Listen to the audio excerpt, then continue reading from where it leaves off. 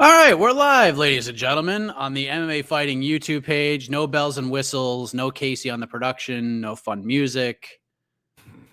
Just me and AK, the best friends, talking UFC Vegas 38, which kicks off in 30 minutes. And it should be a fun card. I know the UFC 266 hangover could be a real thing, but I think this card is pretty exciting. I'm amped for this one, AK. How would you gauge your excitement levels for this event, especially with this start time at 4 p.m., which I love, and they could do this every Saturday if they want. Yeah, there's definitely a hangover, but this is the perfect hangover. This kind of card is the perfect hangover remedy. No stressing over. I think for most people, I would say probably not stressing over the results too much. I know that does tend to happen on the bigger cards when there's titles on the line and things like that. So this is really, hey, if you're a fan of Thiago Santos, Johnny Walker, Kevin Holland, Kyle Daukaus, any of these names on here, you're probably happy to see him fight. You're not too worried about what a win or loss might mean, but I could be wrong. We'll see what sort of what the viewers think. They might think that some of these guys or gals on this card are more in need of a fight than in need of a win than I'm suggesting. But otherwise, I think pretty low key, but really nicely put together card. Yes, and I love the start time. It's wonderful. And this is your show. This is the People's Pre-Fight Show. So whatever you guys want to talk about, whatever questions you have, whatever thoughts you have heading into this event, leave them in the chat. We'll pull them up on screen. We will discuss, and we'll have some fun. So main event, of course, in the light heavyweight division, we have Thiago Santos looking to snap a 3-fight skid against Johnny Walker, who's looking to take that next step forward in his career. Right now, the lines -145 on Thiago Santos. He's the favorite. Plus 125, the comeback on Johnny Walker. I feel like that's about right. Some money has come in on Kyle Daukaus in the co-main event. Kevin Holland, a -170 favorite, plus 150 on Daukaus. Nico Price is a -195 favorite. Alex Oliveira. No one's talking about that fight, by the way. Like anytime Nico Price is on a card, I feel like it's always on a loaded up pay-per-view and everyone's talking about it as like the low-key banger. And for some reason, outside of like a few people, when you look at the ups and downs in the top to bottom of the card, no one's really talking about this one, AK. Are you seeing like a ton of excitement? This is kind of surprising for a Nico Price fight, especially against a guy like a wily vet like Alex Oliveira. No, look, I think we're starting to take Nico for granted a little bit. I think we know he's going to bring chaos. We know he's going to bring excitement. This is also, again, kind of a weird fight that a lot of people, I'm just speaking for myself, but I know a lot of our on to the next one listeners had certainly mentioned as like, didn't this fight happen before? These guys had never been booked before somehow. And it's like, yeah, I don't know. These guys have both been around, fan-friendly styles, really always floating around the same. Oliveira probably ranked a little bit higher at some point, but for the most part, around the same spot in the rankings. So you would think they would have crossed paths before, but no, this is their first meeting. It promises to be exciting, stand-up affair. I think we can't call it low-key either, Mike. I think that's the other problem. I think it's become, it doesn't, maybe those of us in the media and some fans don't feel the need to give that extra push because these guys have really reached the point where they are getting their flowers, as it were. So it's not like a secret anymore. People are really looking forward to the fight, and I guess there's just not a lot else to be said about it, storyline wise. But I think there's a buzz there. It's just what else needs to be said besides this fight's going to be awesome. So for some reason on my little screen here, none of the comments are popping up. Okay, but we've got YouTube. I see YouTube. We got YouTube. I see them as well. So okay. We're just gonna old school read some of these out. Can I read this one that just popped up? Yes, you could. Yes, okay, it's not related to MMA. It's not related to MMA.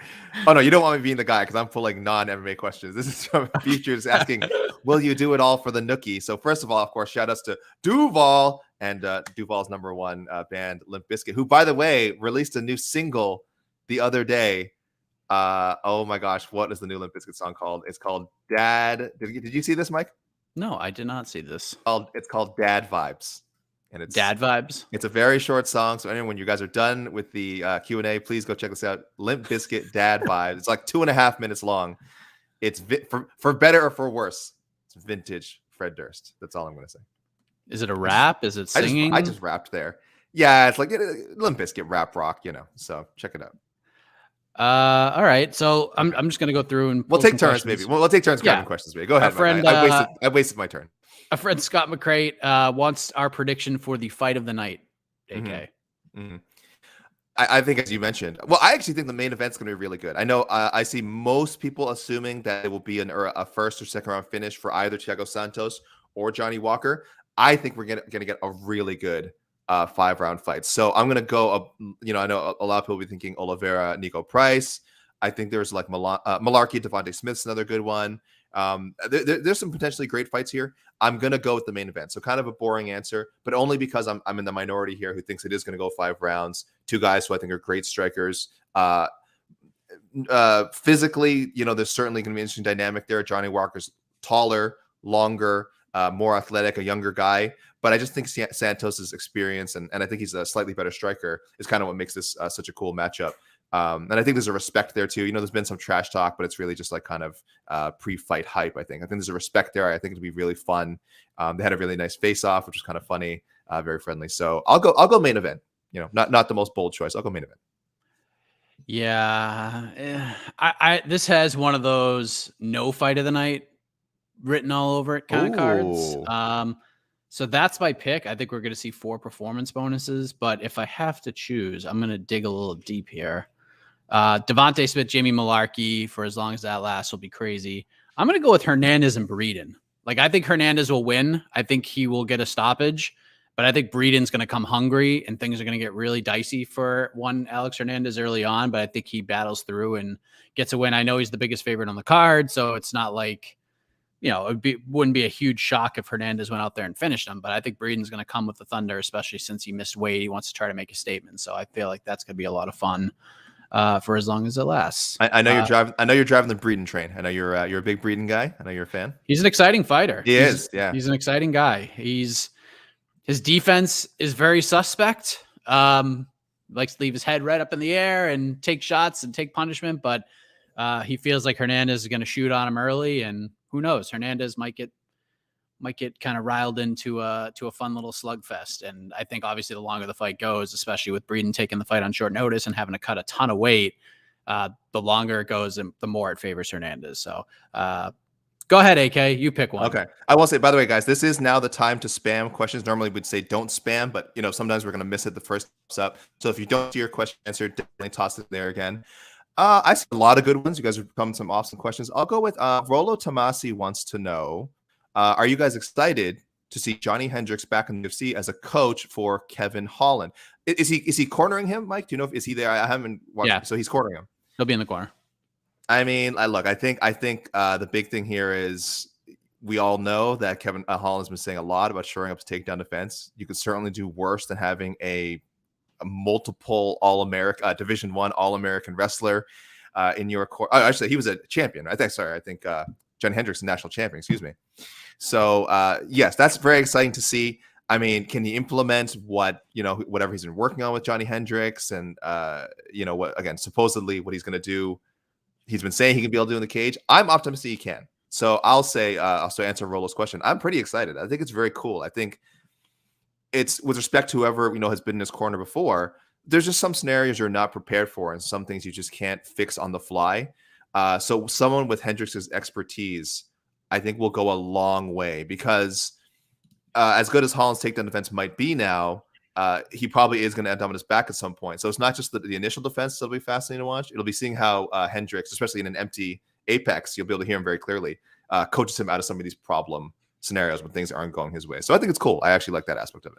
Yeah, it's a good story. I dig it. And I fixed it. So here we go. I saw this a few times. Don Madge signing with the PFL, AK. Your thoughts on that? We still need the details on it. It's an odd case. It's kind of understandable that him and the UFC parted ways. He fights out of South Africa, I believe. So there was travel restrictions, and of course after COVID hit, and it seemed like it was difficult for them to get him a fight. So if this was a mutual call where it's just, they realized, hey, if the UFC was like, look, we just can't find a spot for you right now, things aren't working out. And Don Madge is like, listen, I want to go somewhere where I know I'm going to be booked X amount of times a year. And of course, we're talking about PFL, have a shot at $1 million. Then I think it's a good thing. But yeah, it was really surprising for a guy who had won both his UFC fights. Pretty exciting fighter. But it's a numbers game. So it doesn't surprise me that in the wake of, let's say, I don't know, 50 new Contender Series signings, Don Madge may have just been kind of muscled out of the picture. So I think it's great. I think it's an example of why it's important to have, multiple leagues in North America that are considered, if not competition, at least options. So I'm very excited about it. And yes, he will be part of. He's debuting the season finale, the championship show of PFL, but he will be. He has been announced to compete in next year's lightweight tournament as well. Good for him. Options are great. It was a surprising one, especially since he's on a nice run. He was booked, then he wasn't booked again, then he wasn't booked again, and now he's in the PFL. So that was kind of surprising. So might as well talk about this, AK, the MVP Lima decision and why Bellator only booked it for 3 rounds instead of 5. Okay, so we could talk about the mistakes Bellator makes with promotion and just little things they do for 30 minutes. I'm very fond of the people who work for Bellator, the PR folks. They're tremendous people. But in terms of like promotion and decision making, it's just they fall flat in so many ways, and it sucks. And I would have loved to have seen 2 more rounds of this fight. I don't know if you watched it, AK. I mean, I did watch it. I actually watched it with my kid. He was a big fan of MVP, so he was excited that MVP won. But I had no issue with MVP winning. The first round was 50-50 in my mind because MVP got the knockdown. Lima won the second half of the round with the takedowns. He did a little bit of damage on top. Third round was clearly Lima. The second round, in my eyes, was kind of up in the air. It was a close fight. This is definitely not a robbery, but I hope that at least sometime this week, AK, you can dive in and answer that question for sure. But just right now, what are your thoughts on the fight and just in general? How did you score? Yeah. And was it a robbery? I actually didn't get a chance to watch. I actually have not had a chance, to watch the fight live yet. Thankfully, we have a very convenient, as I keep telling people in Canada, it's all free on YouTube, so I can queue that up anytime today. So probably after tonight's show at some point or this weekend, I will watch it. And I have been told, I've suggested by yourself, Mike, it may require proper robbery review. So I figure why not? I'll probably take a look at it. I did see the social media reaction. I did see the comments afterwards from MVP, who's interested in just running it back. He thinks it'd be cool to just do a trilogy rather than necessarily throw him into a title fight, I guess, which I think is super smart. It's refreshing. I saw some people saying, like, oh, he just doesn't want to fight Amasov right now. And I'm like, yeah, maybe he doesn't want to fight Amasov right now. Maybe who wants to fight that guy right now? Nobody wants to fight spend that guy. 25 minutes on your back. And look, MVP is smart enough to know he's been built up by Bellator so much. Let's say he fights Lima a third time and loses. He's still probably only 1 win away from getting that title shot. So that title shot is there for MVP pretty much any time over the next 18 months. I know, or 2 years. I know that's playing with fire. I know we've seen fighters in the UFC and Bellator and other promotions, miss out on their chances to get a title shot. But I think he's making a pretty smart calculated risk there. So I won't hate on that. But I will. I do need to watch the fight. I'm not gonna lie, there's a part of me that's kind of excited that it got, that we have the possibility of a trilogy, that MVP was able to even the score, and that it was at least close enough that people are kind of seeing. I hope this quells some of the MVP's just a can crusher talk, which I don't believe. I mean, he has faced easy competition, but if you look at the circumstances around some of those bookings, a lot of it was out of his control, out of Bellator's control. So glad he got a step up. Glad he got the win, even if it wasn't necessarily, again, a definitive victory. But I think there's, again, I haven't seen it yet, but I think there's no question now he is a legitimate top welterweight in Bellator. Yeah. I mean, was it the most aesthetically pleasing fight of all time? No, there wasn't a lot of action in the fight. It was very chess matchy. And Lima almost finished the fight in the second round the exact same way he ended the first one. Dropped him with a leg kick. MVP got up forwards and just got out of the way of the hammer uppercut, as you'll see.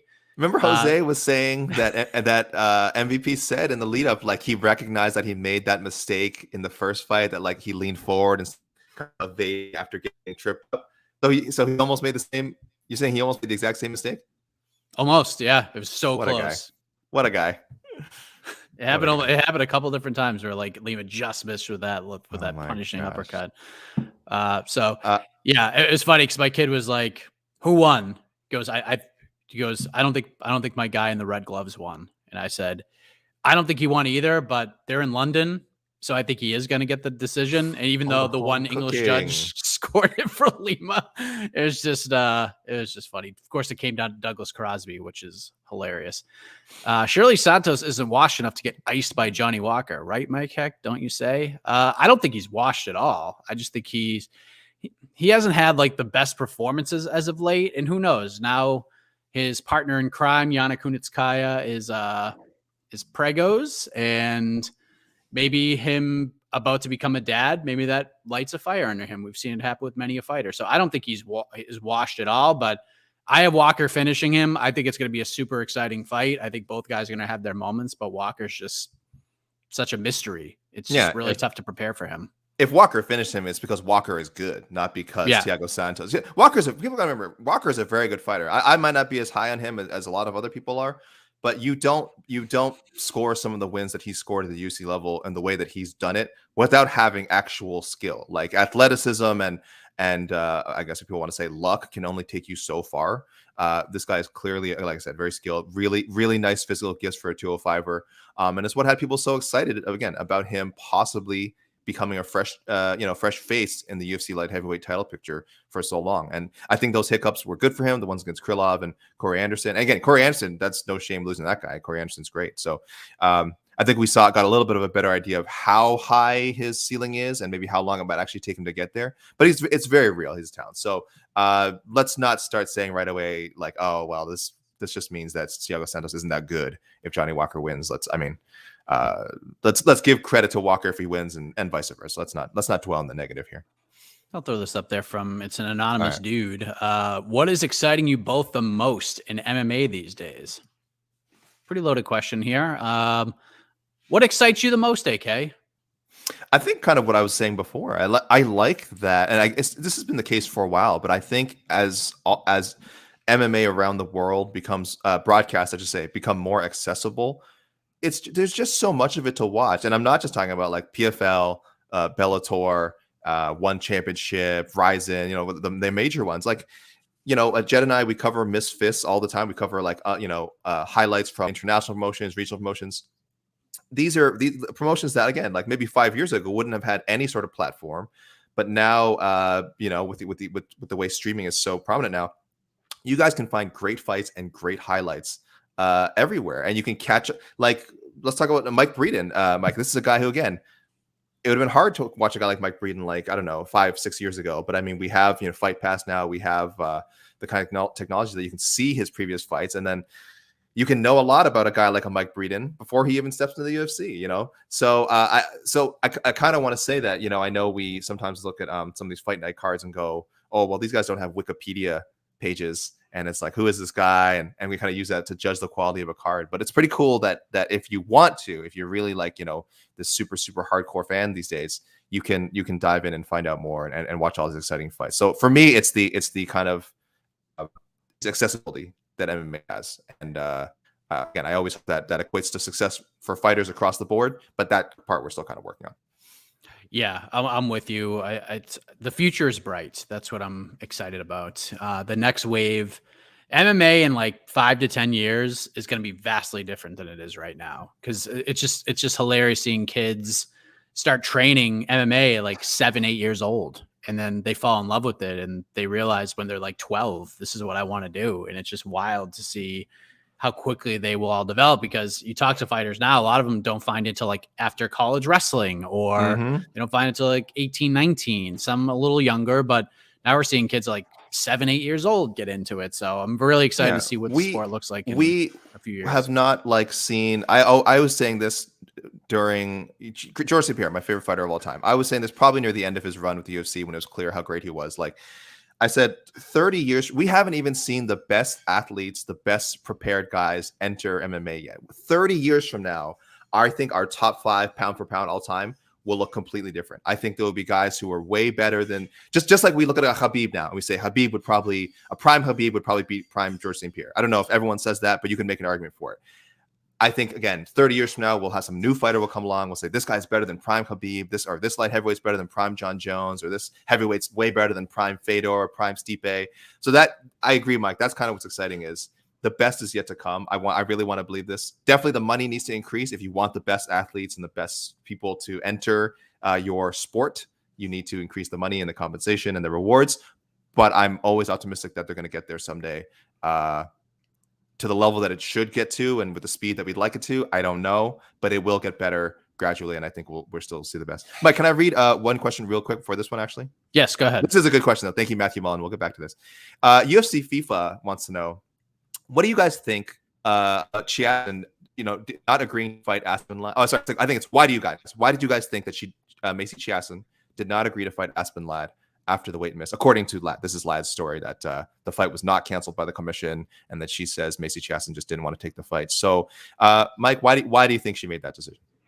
I don't know if it was like a thing of like she didn't want to take the fight. I think it punishes Aspen more that she didn't take the fight. Like, Macy's still got to get some show money and go home with some money in her pocket. Yeah, she doesn't go home with 2 checks, but at the same time, apparently Aspen is a rival of hers. Macy has had some not so kind things to say about Aspen in the build up to this fight. And then she missed weight and she's like, you know what? No, I'm not going to give her the fight. I'm not going to do it. And maybe, I mean, that's one part of it. Maybe the other side is Macy was like, listen, I don't like this girl, but I saw her on the scale and she gave her explanation, and who knows what's true and what's not. Seems I'm going to take Aspen's word for it, but it was a little scary up there. It was a little scary watching her on the scale and shaking around a little bit. And she's had struggles with the weight. So maybe Macy's just like, nah, I don't want to hurt this poor girl or something like that. I don't know. I can't get into the mind of Macy Chiasson, but I would say it's probably one of those two things. I just want to say one thing regarding my last answer. Hardeep Singh says, in the future, fighters will have tech implants and be part robot. So of course they'll be better than Prime Khabib. Yeah, again, exactly, guys. We haven't even gotten to the technological advancements when we're all like part cyborg. So the half cyborg fighters of the year like 2057 are way better than the normal, boring human fighters of today. But yeah, I agree. If what Ladd is saying is true, that it was Chiasson's. I have a feeling it was a combination of Chiasson's team not being interested in taking the fight. And I mean, the commission, if anyone hasn't seen the video, go to MMAfighting.com. Of course, there's video from some other great reporters who were on scene and captured Aspen Ladd's very awkward weigh-in. Looked like she was having some trouble balancing amongst other things. It was just very uncomfortable to watch. And then this is the second time that we've seen Aspen Ladd do this at official weigh-in. She also did this before the fight with Jermaine Durandamy. So I'm feeling it really wasn't completely up to Chiasson's team, I can't imagine the commission allowing Aspen Ladd to fight. And if it did come down to Chiasson, and this is true, I don't blame them for not wanting to fight her. They saw the same video we did. I don't think that they would look at it and go like, oh, well, this is an easy win. I think they would look at it as kind of like Mike mentioned, like, this is my opponent's not in any condition to fight. I don't feel comfortable doing this. So props to Macy if she did make that decision, and hopefully the UFC can rebook her soon, because it's the second time she's been booked to fight Aspen Ladd. The first time it was Macy Chiasson who had to withdraw, but I think it's time to move on from this matchup, and hopefully Macy Chiasson gets someone else.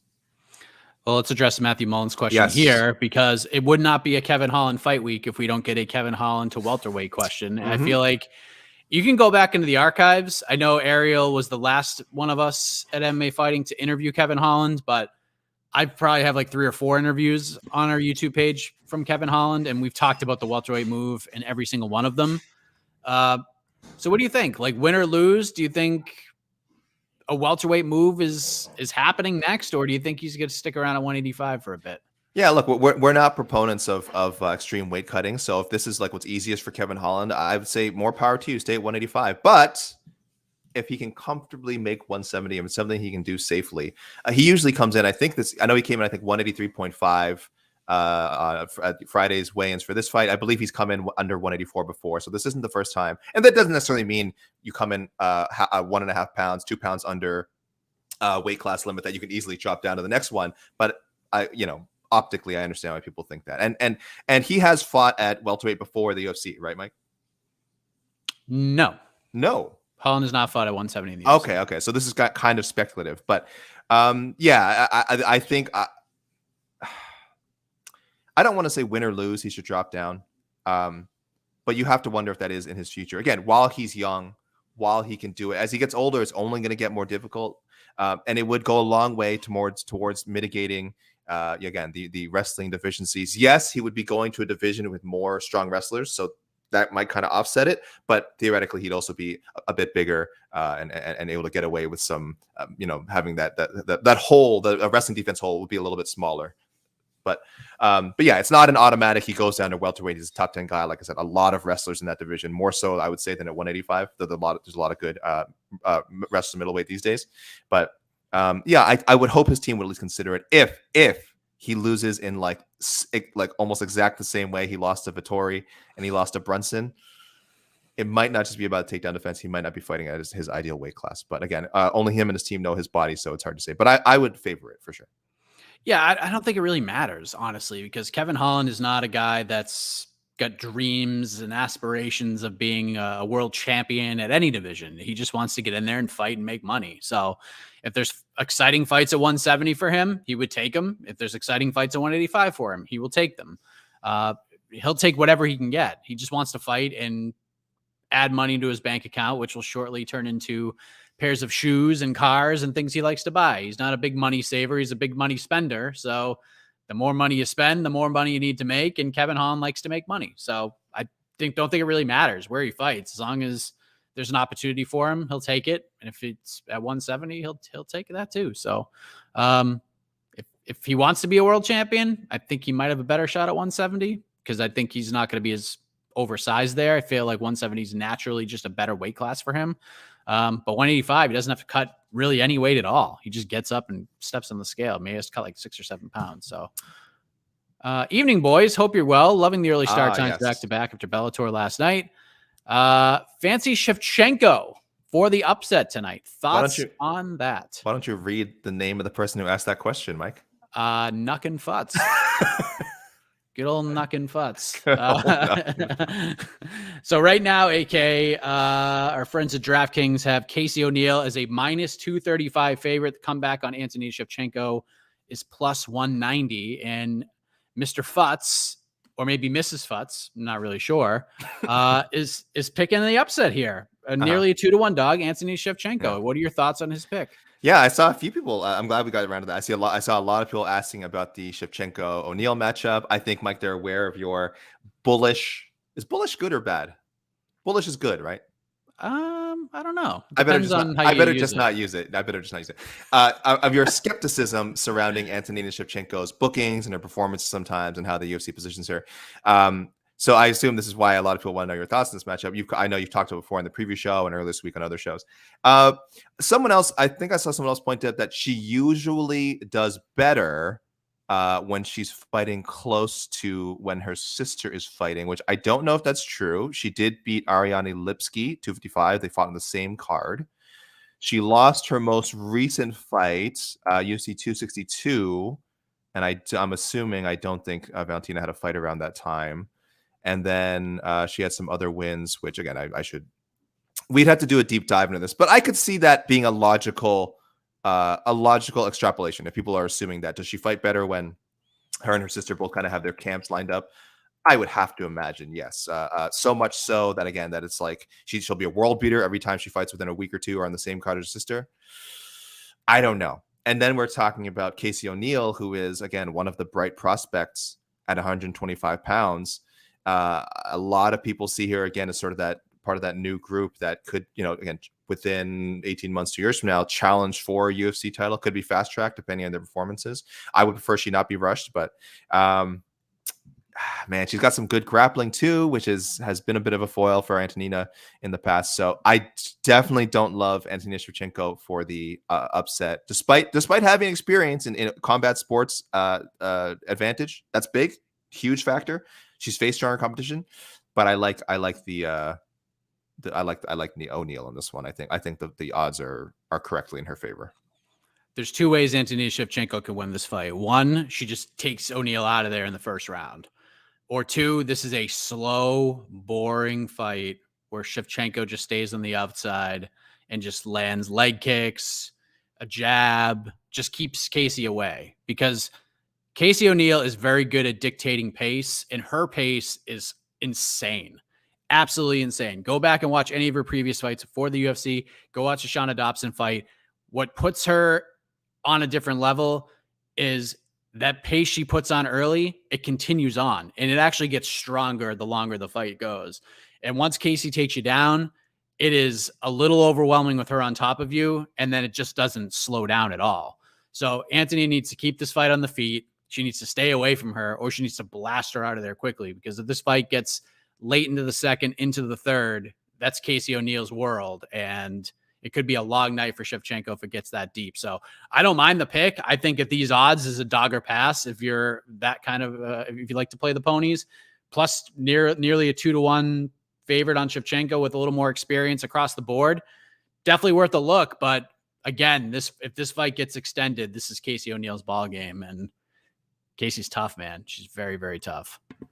I was a little surprised that they didn't bump that card up. But for anyone asking, it is just a 5-fight main card now with the Lad Chiasson fight being canceled. I was surprised they didn't bump something up. I thought it would be either the Joe Solecki Jared Gordon fight, just bump that one up, or Shevchenko Casey O'Neill. But I'm happy it's a 5-fight main card. I think that's how, I think 6-fight main cards are a bit strange, but yeah, I was just surprised it didn't get a little more shine. I would like to see them try and build up Casey O'Neill again as a name to watch, but it's all on ESPN Plus anyway. So I guess if people are watching. Commentary trio dream team, AK. Oh my goodness. Brian Stan is definitely involved. I mean, I love Stan and Anik. I think I think that they'd be such a good pair. I mean, really, honestly, wouldn't be a trio. I think usually 3 people is too much. I think 2 is perfect for people bouncing off each other. There are some great trios. But I think once you add, again, depending, and some really good trios now. I didn't mind John Anik, Felder, and Cormier. I thought that was pretty good. Again, wouldn't be my dream team. So give me a second to think of a third name. Obviously I'm going Anik and Stan. I think Brian Stan is one of the best fighters turned commentators that we've seen. Let me think. Yeah, what would be a third name to compliment them? Okay, I'll give me a second, Mike. Go ahead. What do you got? I'm gonna go. Yeah, we got to go Anik. I love Morrow too. So if Morrow ends up in there, I'm okay with that. But Anik's 1A. He's earned that right.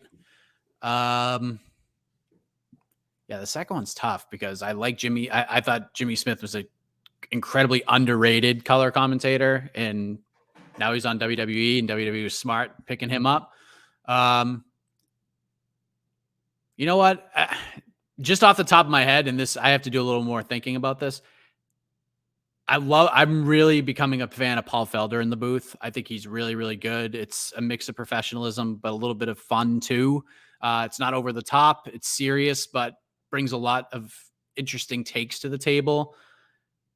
And I really like Laura. I think Laura Sanko would be a great third person for any team. Just throwing her in there, a different mix. She's got the fighter experience. She's got the broadcasting experience. And I think that's a pretty good team right there. Anik, Felder, and Sanko. I like it. I don't know if that's my dream, but off the top of my head, I wouldn't change the channel if it's those 3 calling anything.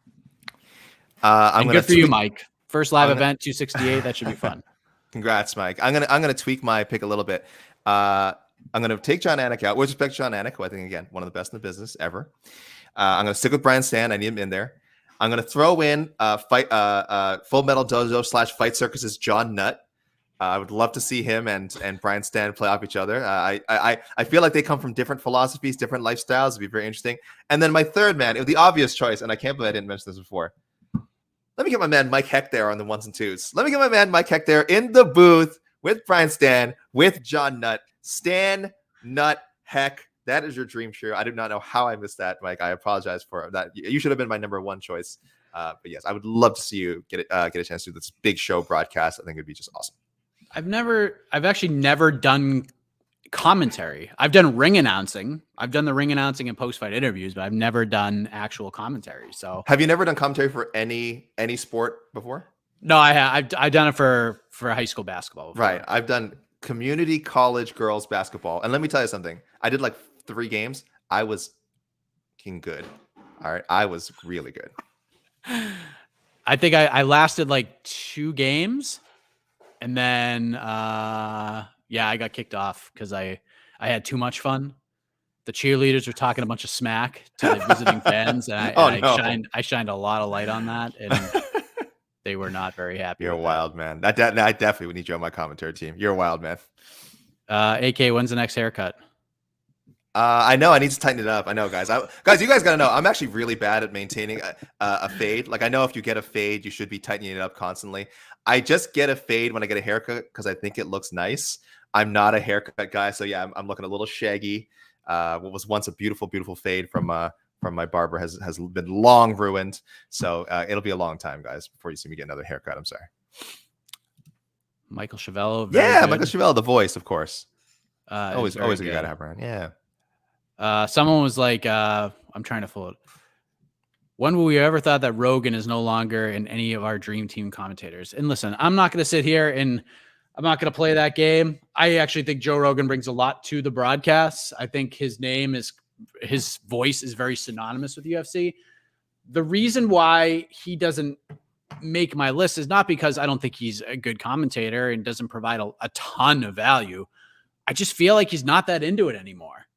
Like he's, and why should he be? Why should he be? Yeah. He is on the biggest podcast in the world. He's touring and making redonkulous money right now. Like when he's there, I'm totally fine with it. I have no issue with him. Sometimes the things he says, you can tell he just kind of shows up and gets in the booth and talks, and that's fine. That's fine. His voice and his calls, especially when big things happen, are very good. I just don't feel like, and this is, I'm not hating on him, because if I had the success he's having, all the fun he's having, doing what he's doing, being on the road and doing those podcasts and talking to like literally the most interesting people on planet Earth, I mean, would I want to just go back and travel and call you? Maybe, but maybe, that's might just not be on his to-do list. Like it's not A1 anymore. Like before it was. That's something like he wouldn't miss. He was doing all the cards, but now he does maybe one a month. And when he's there, it feels big, but I just don't feel like he's into it as much anymore. Yeah. So that's why he doesn't make it. Look, I get it. I know it's a discussion that we had people writing articles, op-eds about, is he still necessary for the UFC? And, he's come under different fire, of course, for some political, his political views and whatever, his comments on vaccination, whatever you, or lack or not comments, however he wants to put it. That putting that aside, putting whatever his non-MMA related stuff aside, just focusing on MMA commentary. I have no issue with people holding him in high regard. I get it. I saw a lot of people jumping to his defense saying, how can you criticize him? The UFC wouldn't be where it was. Like he helped to build the brand and build MMA in general and make it mainstream. I don't disagree with that at all. His voice is so strongly associated with that peak, like early 2000s, mid 2000s rise of the MMA, of the MMA, of the UFC. Excuse me. Oh, those kids and the MMA of the UFC. That I absolutely agree. And look, I go back and watch those old fights. I can't imagine them with anyone else besides Joe Rogan and Mike Goldberg. But that's the power of nostalgia. In addition to how good they actually were. Because I remember even then, as I was becoming a more educated MMA fan, thinking to myself, I think Rogan and Goldberg are fine, but it's kind of like what I was saying earlier about guys like GSP, John Jones, and Fedor and Anderson Silva, all our greats being surpassed one day. I was like, Rogan and Goldberg, for a lot of us, were our first major commentary team we got into. That does not mean they're the best. If you like them the most, that's fine. And that may never change. For me, I'm always like, I have a feeling someday we'll see better. That's why I have so much praise for the John Anik, the Brian Stans, the Paul Felders. So I think, like anything, commentating on MMA grows. And I think some people have grown with it and some people haven't. And Joe Rogan hasn't needed to. He's been so successful in other areas that, working on his MMA commentary game is secondary. So he has a lot of the weaknesses he still used to have. He has a lot of the strengths he still used to have as far as getting people excited. So the loyalty to Rogan is understandable. I just don't think he's the best anymore, and I'm not taking away from anything that he's done in the past, his contributions to the UFC and to MMA in the past. But I would hope people can be a little more objective and kind of look at like, what is he one of the best now? And I don't see how anyone can like objectively say that. But if people like watching him and he makes fight nights more fun, maybe that's all that matters. So again, I'm not a fan, but there are millions of fans out there who think Joe Rogan's still one of the best. And he, like I said, they enjoy watching fights more when he's on, and that might be the only thing that matters. Yeah, I mean, listen, he brings people there. There's no doubt about that. Two things. One, I pulled up the Todd Grisham quote. Todd Grisham, very nice guy. He's very talented, very underrated. And number two, AK Johnny Eduardo is in the octagon right now. Gosh. for the first time in over 1,200 days. And Alejandro 1,200 Perez Turbo. is about to walk into the cage for the first time in over 2 years. There we go. So that means it's time to say goodbye here. Yes. It's time to watch some fights. So get ready, buckle up. And I believe it'll be this pairing after the fact. We'll jump back on. We'll do the same exact thing we're doing here. And I have everything set up perfectly. I figured out the glitch early on. So we will not run into that issue moving forward. So thank you for all the questions and the comments. Enjoy the card. We will see you later on tonight after the main event between Thiago Santos and Johnny Walker. Enjoy. We'll see you. You guys are the best. You are the best.